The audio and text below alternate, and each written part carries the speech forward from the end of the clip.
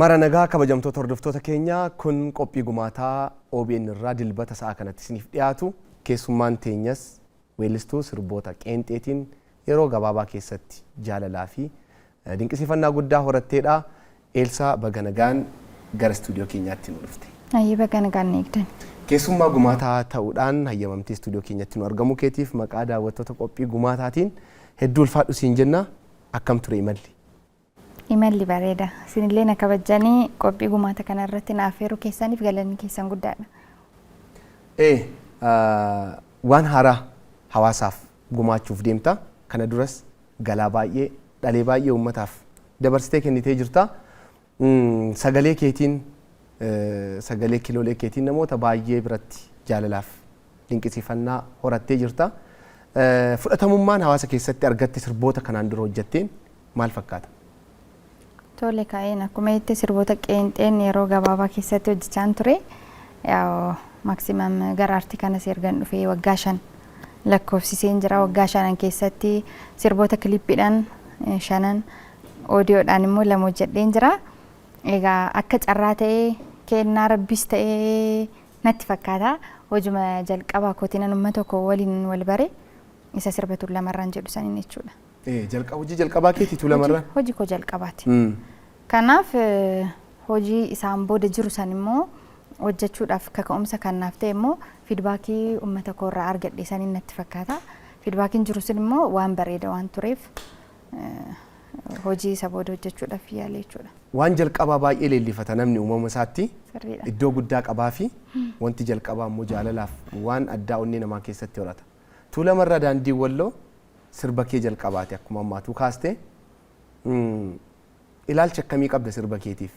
Ayyee jechuun miira isaaf qabu irra caalaa erga fiidbaakii uummata kootirraa argadhe saniin kennuudhaaf jechuun fiidbaakiin uummata kootirraa dhufe suni akka malee yeroo baay'ee jechuun waan gaarii waan ta'eef sirba san hojii jalqaba kootis waan ta'eef ilaalcha gaariin isaaf qabsiif galeera.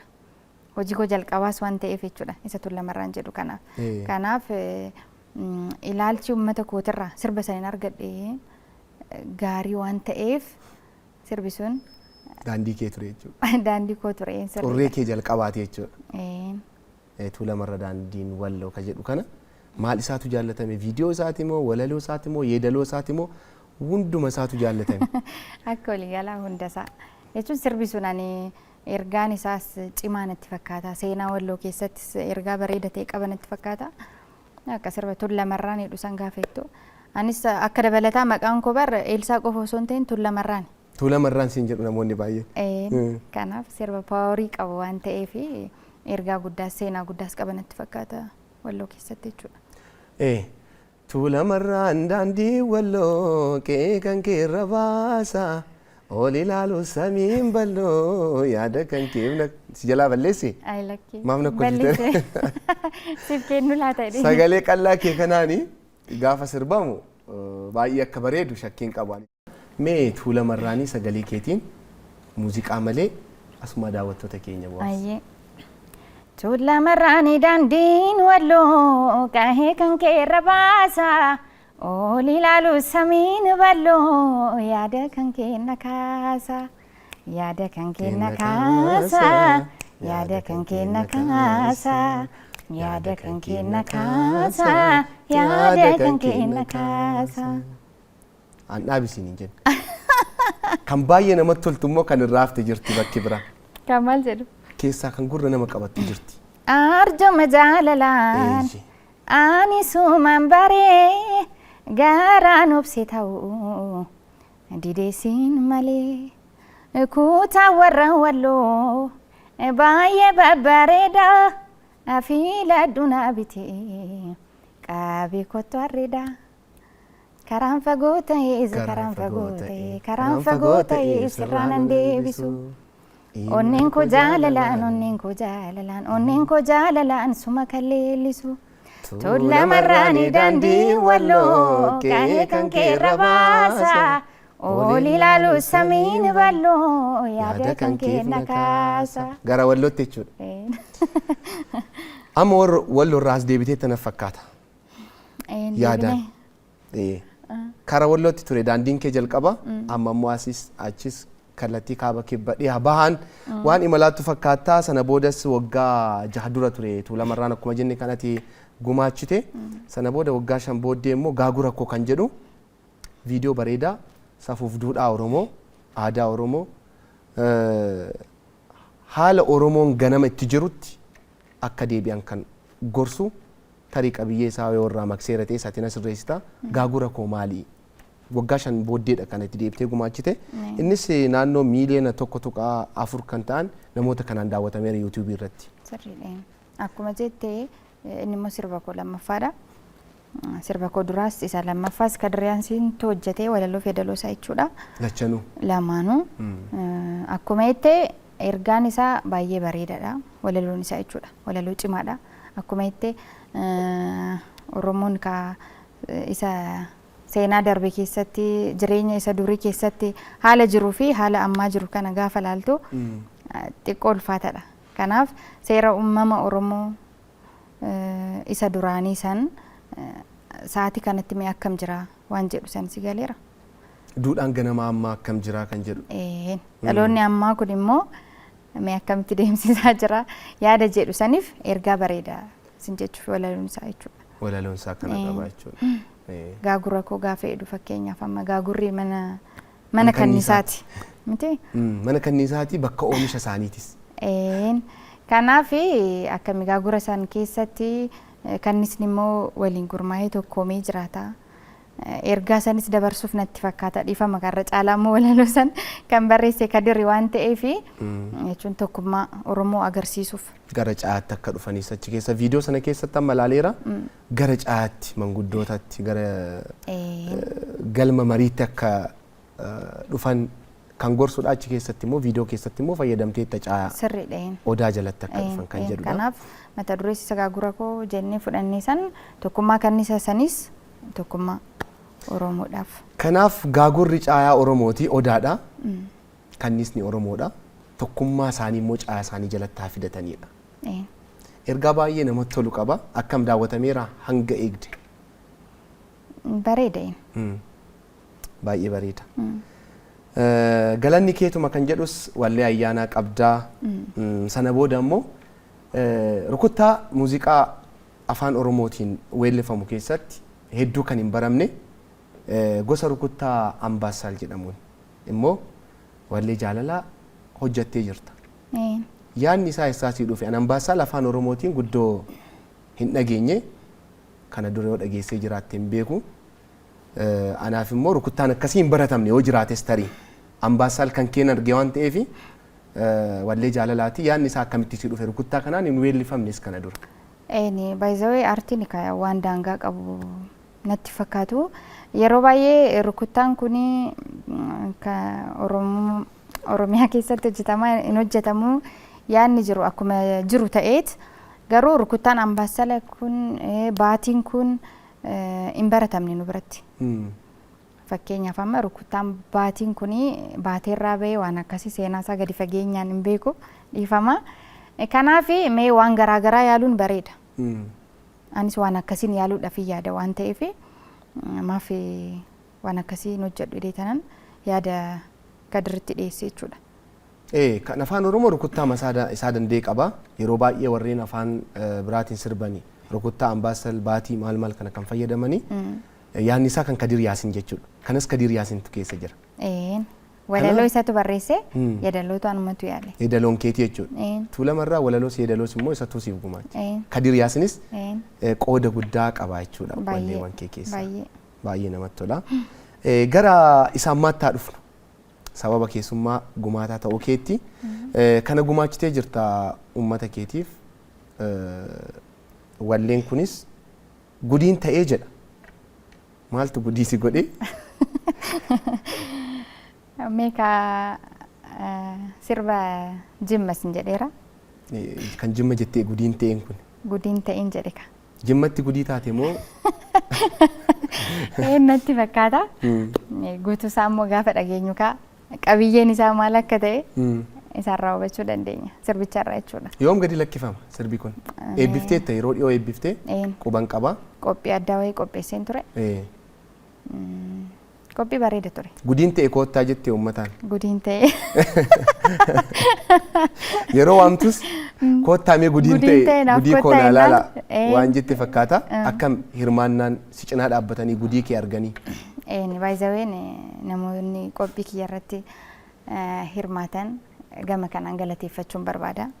Maaliif namni immoo gaafa qophii kee yookaan immoo qophii Elsaa Nugsee ta'ee si kabajee iddoo sanitti gaafa siif argamu xiqqoo sitti ulfaata si galeera. Maaliif isatti dhufutti immoo mee akkamittiin hojjedha uummata asitti na kabajee argame kana haala kamiinan kana caalaa isaan gammachiisuu danda'a jetteet itti gaafatamummaa guddaa sitti dhaga'ama jechuudha.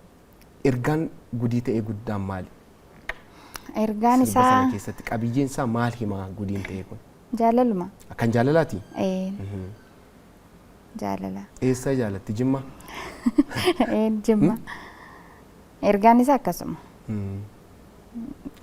Sirbichi gaafa gadhiifamu gadi fakkeenyaan isarraa hubachuu wayya. Viidiyoo wajjin kan hojjetamu? Sirba qeenxee jechuudha. Viidiyoo waliin hojjetama. Garuma Jimmaa nu geessa jechuudha yoo tilmaamu. Viidiyoon isaatis. Mee asumaan wallee kana akkamitti hojjettee tuulamarra daandii walloorra jira moo hin jiru akkamitti ilaalu immoo dhaggeeffattoonni keenya kan jedhu sekendii muraasa wallee gudiin ta'e jedhu kanarraati haa dhaggeeffannu wajjumaan. Akkas jedha sirbini baay'ee bareeda sagalee qallachuu keetu bareechisee moo kennaadhuma akkuma sila jette sana kennaa addaa wallee sii mi'eessu qabdaati. Kennaa addaas ta'uu danda'a. Yeedaloon isaas nama cimaa hojjetame. Yeedaloo isaa kan Kadiir naan hin jedhin ammas. Lakki. Xiqqoo boqonnaa fudhatee dheedhanani. Boqonnaa fudhateedhaan artiist Zainuu Muhabbaatu naa kenne. Yeedaloo isaa jechuudha. Zainuu Muhabbaa? Okay, Zainuu Mahabuu yookaan Muhabbaadha. Isa sii kenne? Isaan naaf kenne. Walaloo immoo barreessaa kitaabaa Yaazoo Kabbaboo. Harki Kadiristi jira garuu. Harki Kadiir ammas keessa jira. Walaloo isaan Yaazoo waliin waan jiru sheeppi godhanii bareechanii. Kanaaf waan bareeda ka. Okay. Isaantu siif kennee jechuudha. Ati immoo sagalee keetiin baay'ee bareechiteerta. Ani immoo amma hin danda'u yaaleera. Baay'ee namatti tola. Gaafa kiliippiin isaatti hojjetamu tarii gudiin ta'een kun ergaan isaa guutuun maali kan jedhu gaafuma inni gadi ba'ee bal'inaan kan irratti haasofnu ta'a. Deebitee dhufuun kee waan hin hafne. Ayyee. Tole mee asumaan sagaleedhaan irraa nuuf jedhimee. Ajaba ajaba ajaba ajaba gudiin ta'e qalbiin kan koo jaalala keen nanaanne gudiin ta'e ani gudiin ta'e jaalala keen jimmarra naanne gudiin ta'e ani gudiin ta'e jaalala keen shanan naanne. Gudiin ta'e ani gudiin ta'e jaalala keen shanan naanne. Shanan bakkeedha moo isuma naannofteetu baay'ina isaa ta'u shani. Achumatti naannee ta'uun oolu. Bakkuma sanatti. Shanan gibee. Shanan gibee amma argadheera. Haa ta'u. Gaafa ba'e baay'ee akka inni nama hawwatu akka inni sirboota kee qeenxee kanaan dura gadi lakkifaman caalaa akka inni daawwatamu shakkiin qabu ergaan isaallee namatti tola. Sirboonni jaalalaa xiqqoo ishee reefuu ba'aa dhufan malee gara tokkotti luucca'anii turanii amma gara daandii sirboota jaalalaatti. Jaalalli murteessaadha waan ta'eef. Sirriidha. Nagaadhaafis. Waan hundaafis jaalalli bu'uura waan ta'eef sirboota jaalalaatiin dhufuun kan keessa tarii xiqqoo namoonni kallattii kanaan immoo qabiyyee kana barbaadan amma waan baay'achaa jiran fakkaatu. Haaluma yeroollee waan qorattee qo'attee baastee fakkaata. Mitiire? Tole mee mudannoo addaa yoo qabaatte immoo xumura irratti tarii nama weellisu kana ati waltajjii garaagaraa irrattis deemtee waltajjii ho'istaa mudannoo addaa qabdaa eeguma gara aartii kanatti dhuftee asi. Yaa garuu noormaalii yeroo baay'ee isteejii gaafa hojjettu wanti mudachuu danda'u walaloo dagachuufaa ta'uu danda'a. Malee mudannoo adda ta'e hin qaban. Walaloo eessatti dagatte? Isteejii gaafa hojjettu. Waltajjii irratti. Yeroo tokko walaloon si harkaa bada. Maal gootamee sa'aatii sana? Maal jettee jala baate garuu mi'a suma? Ayi lakki ani garuu bakka sanitti jechoota wayiin naa dhufanii hin beeku. Jechoota bakka san jechootan buusa malee akkasitti dogoggoree qaana'ee yookiin immoo waan san dhiisuudhaaf yaalee hin beeku. Wallee kan kee qeenxee gumaachite keessaa hedduun isaanii baay'ee daawwatamanii jiru YouTube irrattis kanaa olis daawwatamuu qabu. Isa keessaa mee Ambaasal kana nama bira ga'eera asirratti. Akkuma duratti illee kaastee rukuttaan baramneedha. Jenneerra ani garuu waan adda ta'e hojjechuu kootiif anaaf gammachuu guddaadha. Viyuun isaallee akkan eegee miti. Tarii immoo yerootti ka'us jiraachuu ni danda'a. Akka yaaditti garuu hin laallamne garuu anaaf hojii kooti waan ta'eef hojii bareedaa. Walleewwan kee gumaachite keessaa Ambaasal amma kan jedhu irraa daawwattoota keenyaaf asuma istuudiyootti yoo barbaadde dhaabbattee yoo barbaadde immoo teessee nu taphattaa gubbaarraatii immoo daayirekteerii keenya wallee sana gadi nuuf lakkisa. Daawwattoota keenya walitti deebina ammas turtiin keessan qophii. Daawwattoota keenyaa qophiin gumaataa hordofaa turtan kan hanga ammaatti daawwattan fakkaata keessummaa keenyaarraa kan taasifanne walleewwan qeenxee mata duree garaagaraa qabiyyee garaagaraa irratti gumaachuudhaan hawaasa biratti jaalatamummaa fi dhaggeeffatamummaa guddaa kan horatte weellistuu Eelsaa Nugusee wajjin turtii taasise qophiin keenya gumaataa dhimma keessummaa irratti godhanneerraa qabiyyee wallee mata duree gudiin ta'e jedhu irratti yeroo dhiyootti nu gumaachuuf jettu irratti haasofnee jirra irraayis akkuma xiqqoo dhaggeeffattan jechuudha gaafa ba'u immoo baay'ee akka hawwataa ta'e shakkii hin qabnu. Torbee 2-3 caalle keessatti gadi ba'a hawaasa kiyyaaf jetteetti walleen kuni isinis hawwiidhaan eeggattanii akka daawwattaniif akka dhaggeeffattaniif asumaan isin affeerraa Eelsaa keessummaa keenya taate istuudiyootti argamte waan hawaasa keetiif hojjechaa jiru irratti yaada nuu qooddeef hedduu galatoon. Isinillee galatooma. Isinis nu daawwataa nu wajjin ta'uu keessaniif hedduu ulfaadhaa torbaan keessummaa biraaf qabiyyee biraatiin deebinee kan wal agarru ta'a.